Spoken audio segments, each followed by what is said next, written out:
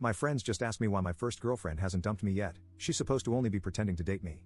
I have 5 friends, 2 of which are girls, and the rest are guys, all in their early 20s, and they have been annoying me for some time about being single. I've never had a girlfriend, and I was the one who got made fun of the most for being single. Usually, their jokes were lighthearted, but on occasions, they were not. Some of their jokes were really low, but I let them slide because we were friends, although I never forgot them. They were more like insults to me, but I never showed it.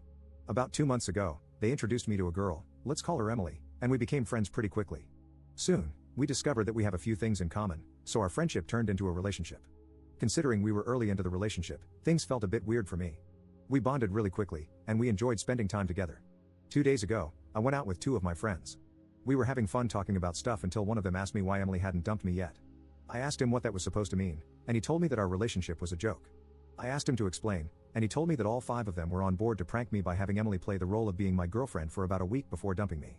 That was the original plan, to which Emily had agreed. However, that didn't go as they had planned, and then they thought she might pretend to be my girlfriend a bit longer before eventually dumping me. That also didn't happen, and Emily stopped hanging out with them. She pretty much cut them off from her life after we started dating. We got into a verbal fight that lasted some time. It led nowhere, and I called them out for being stupid pricks and left. To say the least, I was really angry, and I called Emily immediately after leaving them to talk to her about this. When we met, she wanted to hug me, which I denied, and I didn't wait for a single second before asking her about this stupid prank. She became pale on the spot and started crying and apologizing for it. She admitted almost immediately that she was indeed on board with that, but she also said that she dropped the prank entirely and decided to stay because she genuinely likes me. She likes that I treat her with respect, trust, and kindness. I asked when she was planning on telling me this, and she told me that she didn't know when or how to even say it. She said that she doesn't want to play with people's emotions, and that even agreeing to this was incredibly wrong. However, in hindsight, it turned out well because she met me. That's why she hid it from me. Our conversation didn't last long, and I went home. I blocked all my friends on all accounts, numbers, everything. I don't want to see them again. I don't know what to do with Emily. She keeps sending apologies, asking me not to break up, and that she will make up for it, but I don't know what to do. If she lied and manipulated me into this, what will she lie about or manipulate me into tomorrow? I would find this entire situation comical if it weren't happening to me.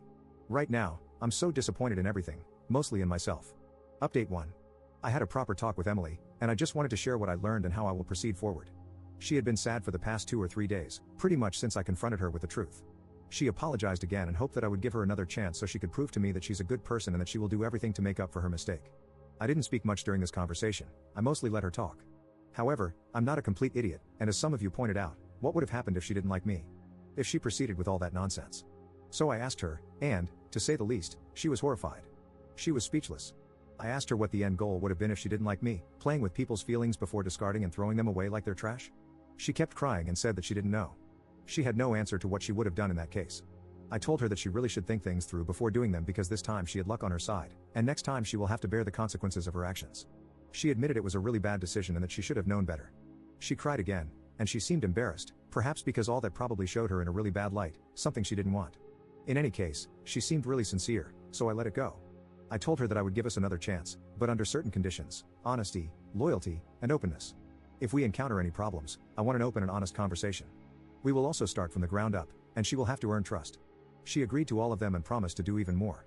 She was really happy, and I don't recall seeing somebody so happy in a while. I don't know who the real Emily is. We have known each other for a short period, so I guess I will soon find out who she actually is. Some of you said that I should ditch her too. I thought about it, and I might sound selfish, but I have nothing to lose here, so I will risk it. I have never had a girlfriend or been in a proper relationship, so this could be a good learning experience. To me, this is a win-win scenario. If it fails, it fails. I tried my best. If it succeeds, even better, I have a girlfriend. Edit. I forgot to include this in my post, but based on what I heard yesterday and today, not all of them were actually on board with pranking me like this. While they all initially agreed to the prank, it wasn't supposed to unfold the way it did.